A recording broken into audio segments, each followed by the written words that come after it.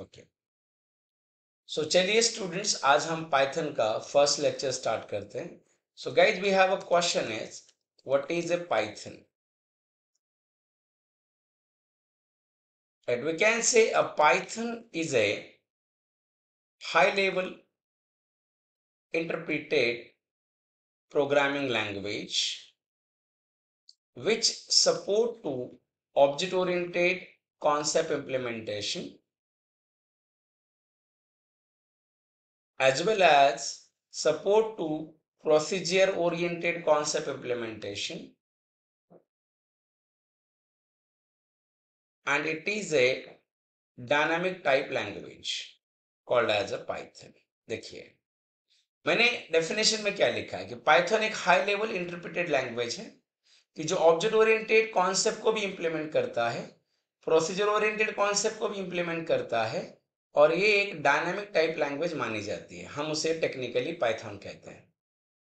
So guys, ये definition समझने के लिए हमें कुछ क्वेश्चंस अंडरस्टैंड करना बहुत इंपॉर्टेंट है. जैसे सबसे पहला question, what is the interpreted language.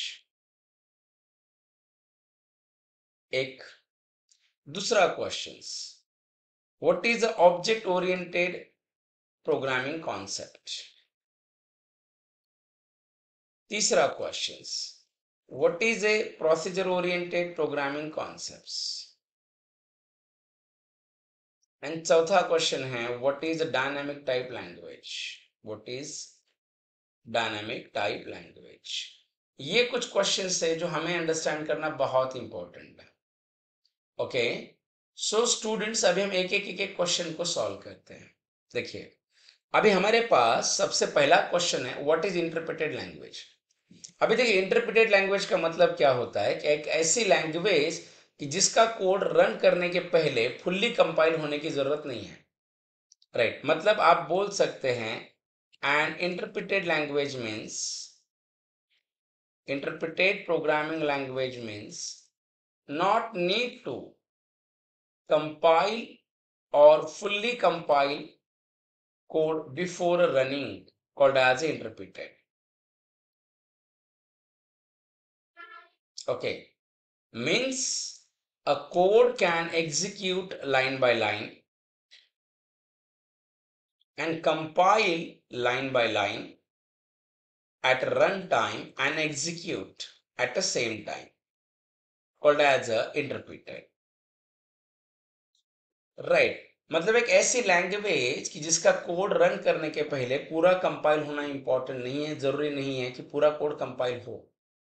Line by line code लेके एक एक लाइन को कंपाइल करके जगह पे रन करते हैं, उसे इंटरप्रेटर कहते हैं. चलिए मैं आपको एक एग्जांपल बताता हूँ. गाइस, अभी हम क्या करते हैं, हम दो लैंग्वेज के कंपैरिजन में जाते हैं. अगर आप फर्स्ट टाइम पढ़ रहे हैं तो आप थोड़ा सा इसे जितना समझ में आता है समझिए. अगर आप कोई दूसरी लैंग्वेज पढ़ के आया, जावा वगैरह पढ़ के आया, तो आपको बहुत अच्छे समझ में आ जाएगा.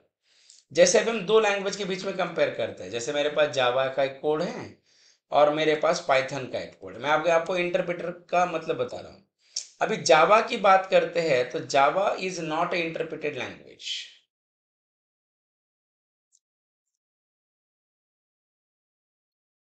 It is a compiled and interpreted. Sorry. Right, अगर आप यहां आते हैं, जैसे मैंने जावा के अंदर कोई कोड लिखा, जैसे मैंने जावा के अंदर लिखा पब्लिक क्लास एबीसी.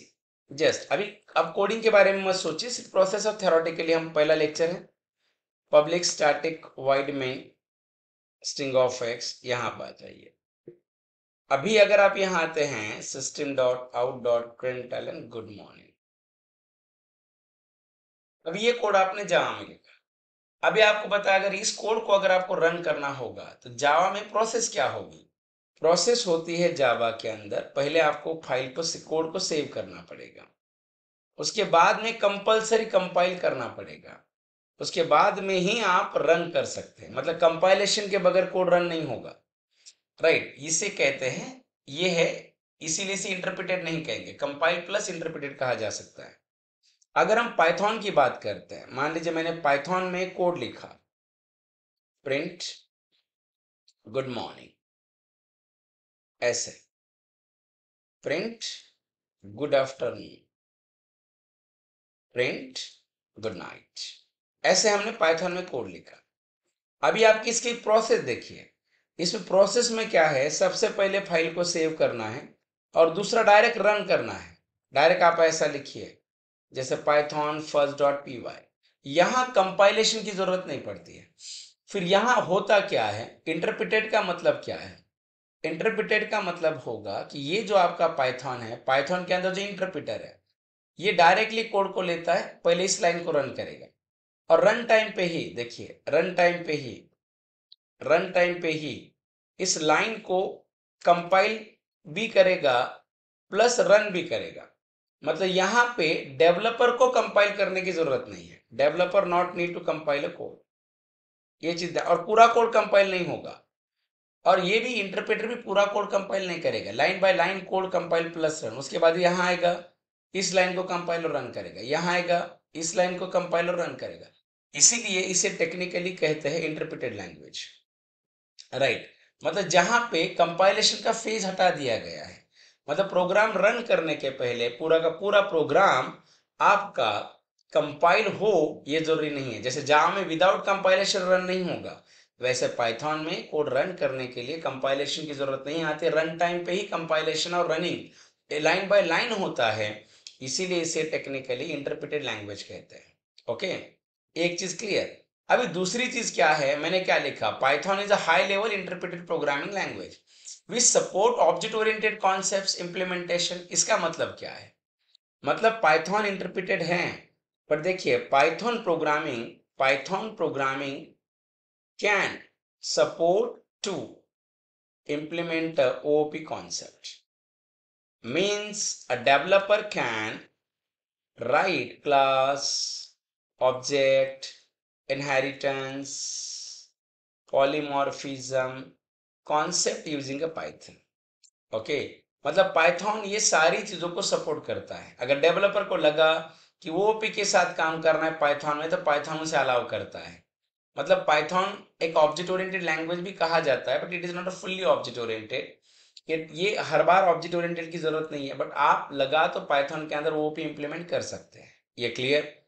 उस as well as support to the procedure oriented, like as कि आप ओओपी के कॉन्सेप्ट आप इंप्लीमेंट कीजिए। अभी देखिए ओओपी क्या है, ओओपी क्या है, अगर आपको ये डिटेल में पढ़ना है गाइस, तो मैंने मेरी जो जावा की एक सीरीज है, जावा के कुछ डेमो लेक्चर्स मैंने वीडियो रखे हैं, वहां पे मैंने सबसे पहला लेक्चर ओओपी क्या है इसके ऊपर बहुत अच्छे से एक्सप्लेन किया है, राइट। मैं आपको उसका लिंक डिस्क्रिप्शन में डाल देता हूं, आप एक बार वो देख लीजिए।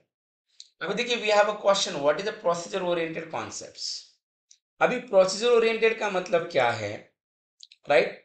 Python can support functional program, means we can write a function in a Python without OOP concepts, like as a C language। मतलब जैसे C में हम फंक्शन लिखते हैं विदाउट क्लास, जैसे C में हम लूप लिखते हैं, राइट, जो जो जितने भी लॉजिक्स हम C में लिखते हैं वो सारे लॉजिक हम पाइथन में लिख सकते हैं। पाइथन में हम फंक्शनल प्रोग्रामिंग कह सकते हैं, इसीलिए पाइथन को प्रोसीजर ओरिएंटेड कहा जाता है। जैसे पाइथन का code step by step run होता है, लाइन बाय लाइन रन होता है, और पाइथन में आप फंक्शन वगैरह ये चीजें भी आप यूज कर सकते हैं। अभी फंक्शन क्या है क्या नहीं, ये सारी चीजें मैं आपको आने वाली सीरीज में पढ़ाने वाला हूँ, इसीलिए हम पाइथन को प्रोसीजर ओरिएंटेड कहते हैं। और चौथा क्वेश्चन क्या है गाइस, कि Python is a dynamic type language.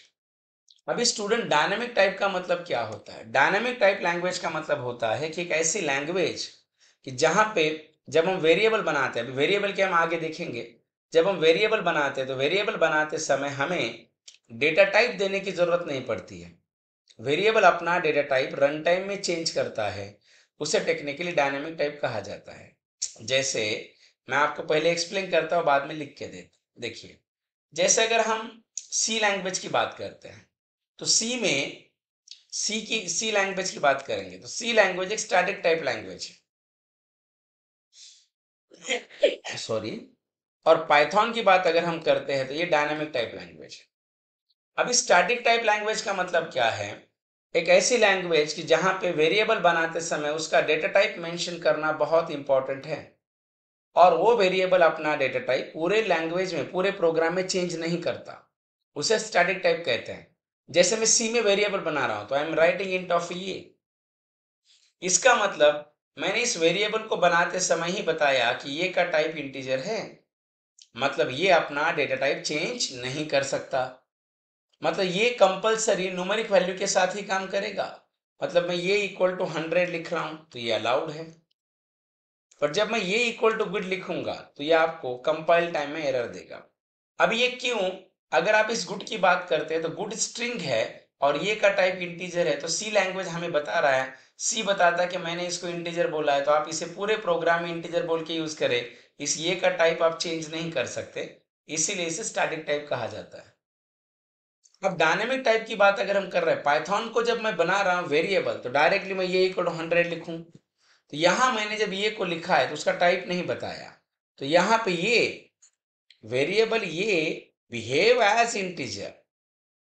Okay, अगर मैंने यहां लिखा ये इक्वल टू 5.4, देखिए सेम वेरिएबल ये behave as a float in a second line, ये इक्वल टू मैंने गुड लिखा, तो यहां लिखिए वेरिएबल ये behave as string in a third line.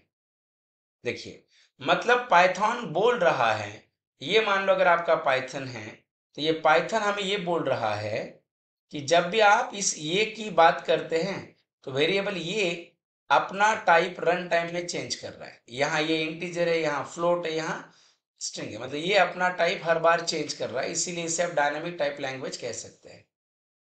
Okay, इसीलिए हमने कहा Python is a dynamic type language. We can say Python can change variable data type at a program runtime. So Python is a dynamic type language. इसीलिए Python को technically dynamic type language कह सकते हैं. But guys, we have a question is why learn a Python? ठीक है, हमने ये पढ़ा कि पाइथन का डेफिनेशन क्या है। हमने कहा कि पाइथन एक इंटरप्रेटेड लैंग्वेज है, पाइथन ऑब्जेक्ट ओरिएंटेड को सपोर्ट करती है, पाइथन प्रोसीजर ओरिएंटेड को सपोर्ट करती है, पाइथन डायनामिक टाइप है, ये सारी चीजें हमने देखी। But we have a question is why learn a Python. So guys, we'll see next video.